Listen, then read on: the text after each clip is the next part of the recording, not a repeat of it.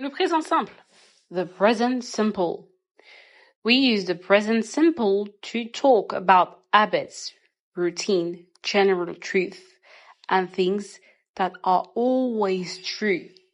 Nous utilisons le présent simple pour parler des habitudes, des routines, des faits généraux et des choses que nous faisons toujours. 1. Habits, donc l'habitude. I drink coffee every morning. Je bois du café tous les matins. 2. Routine. Routine. I go to work every day. Je vais au travail tous les jours. Vous voyez ici que le temps employé est le présent simple. 3. General truth. Donc les faits généraux. Des vérités absolues. Comme par exemple, le ciel est bleu. N'est-ce pas que le ciel ne peut pas changer de couleur? On ne parle pas de quand les nuages cachent sa vraie couleur. Le ciel est bleu. Donc, ce genre d'affirmation se fait au présent simple. The sun rises in the east. Le soleil se lève à l'est. C'est un fait qui ne peut changer. Donc, il prend comme temps le présent simple. 4. Les choses que j'aime et que je n'aime pas. En général, ça change peu. I like pizza. I don't like broccoli. Ces choses prennent le présent simple, puisque c'est comme des faits finalement. C'est ce que j'aime et que je n'aime pas. 5. Les professions. She is a doctor. Elle est docteur. Sa profession ne risque pas de changer tous les 4 matins. Donc, ça prend comme temps le présent simple. Languages, les langages. I speak English and French. C'est un fait. La personne parle anglais et français. Pourquoi dire cela au passé ou même au futur? Ce n'est pas un projet, c'est actuellement. Donc, le temps est le présent simple. Hello, bonjour. Nationalité, nationalities. He is British.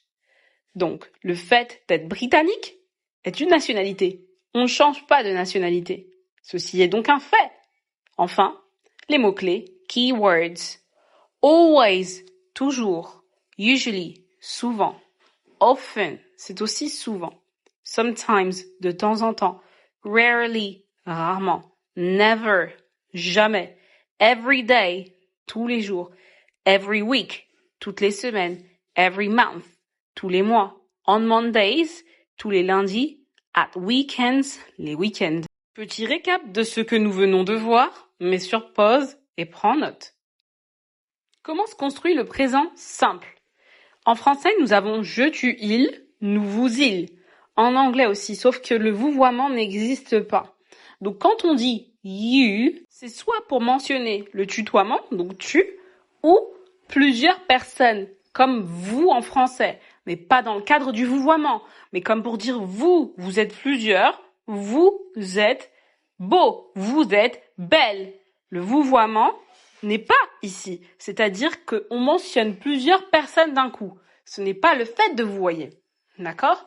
Donc quand vous voyez en anglais I, you, he, she, it, we, you, they, ce dernier you que j'ai dit n'est pas vous dans le sens vous voyez une personne, mais vous dans le sens un groupement de personnes, d'accord? Ici, nous avons mis dans le désordre. Normalement, dans ce tableau, tu dois voir I, you, ensuite he, she, it, ensuite we, you et they. Qu'est-ce qu'on a fait donc ici? On a tout simplement isolé ce dont nous voulons parler, la troisième personne du singulier. He, she, it. Vous comprendrez pourquoi. Qu'est-ce qu'on voit ici? I, qui veut dire je. On parle de moi. I work. Le verbe est work. I work. C'est au présent simple. C'est une affirmation simple qui affirme que je travaille. You work. Tu travailles. We work. Nous travaillons. They work. Ils travaillent. Très bien.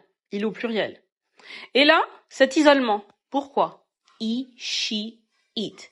Car tout simplement, la troisième personne du singulier va prendre un S à son verbe. Et il faut bien le prononcer. Le S est important en anglais. Ce n'est pas comme en français. Ce qui donne he works. He works. Il travaille. She works. She works. Elle travaille. It works. It works. Cela travaille. Pourquoi j'ai dit cela pour it? Car it est en réalité la même chose que he ou she, mais en parlant d'autre chose qu'un être humain. Très bien. Remember, souviens-toi. He, she, it, c'est le verbe plus un S. Pour tout le reste, l'anglais est très simple. La plupart du temps, le verbe initial garde la même structure pour toutes les personnes. Petit récap de ce que nous venons de voir concernant he, she et it. Il, elle, et non pas on, attention, cela, ou plutôt il ou elle en parlant d'un objet inanimé. Most verbs add s. La plupart des verbes ajoutent un s.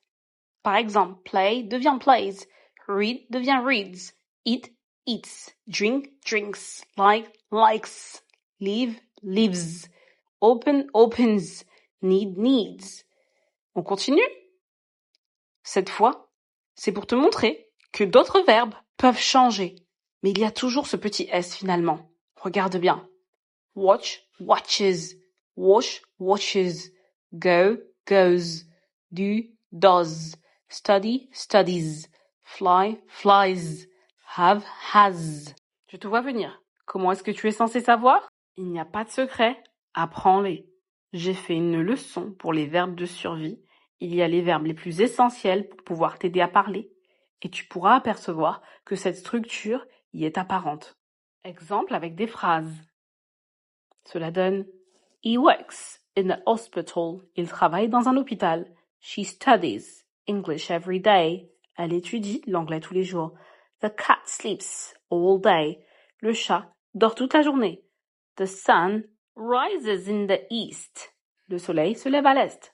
My brother watches TV every evening. Mon frère regarde la télé tous les soirs. My sister goes to school by bus. Ma sœur va à l'école en bus. Petit conseil, say the sentence out loud and try to repeat it. But please don't forget to pronounce the S. Dites la phrase à voix haute. Essayez de répéter, mais surtout n'oubliez pas de prononcer le S. Selon moi, cela fait beaucoup pour une première leçon. Nous continuerons sur ce même temps à la prochaine leçon. See you on the next one.